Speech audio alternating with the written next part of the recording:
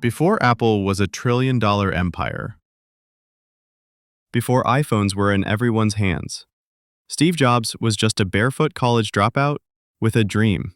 In 1972, Steve Jobs enrolled at Reed College, but 6 months later, he dropped out.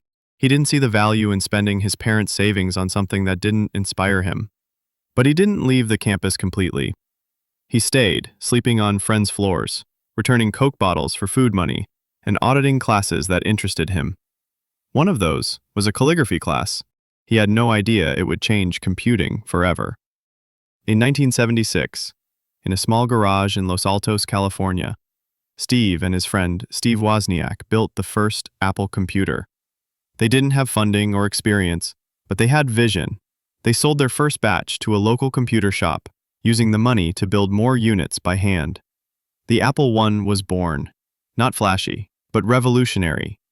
Just 1 year later, they launched the Apple II, a sleek machine for the time with color graphics and a built-in keyboard. It changed the personal computer industry. By 1980, Apple went public. Jobs, only 25, was worth over $100 million. He was hailed as a prodigy, a genius, but his biggest tests were yet to come. In 1985, Steve was pushed out of the very company he built. A power struggle at Apple forced him to resign. It was a devastating blow. But instead of retreating, he started over. He founded Next, a company focused on powerful, futuristic computers. He also bought a small animation studio called Pixar. Pixar created the world's first fully computer-animated feature film, Toy Story. It became a global phenomenon.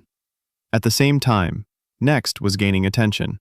In 1997, Apple, struggling without Jobs, acquired Next. Steve returned as CEO, and with him came a new era.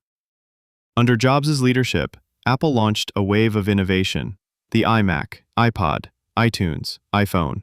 He didn't just build products. He built ecosystems. Apple wasn't just surviving, it was dominating. Steve Jobs passed away in 2011, but his legacy continues to shape the world. He proved that you don't need a degree to succeed. You need vision, you need obsession, you need courage to start over, again and again. What are you willing to build from nothing? What ideas keep you up at night? This is your reminder. The future belongs to the ones who create it. Welcome to the Drive Room.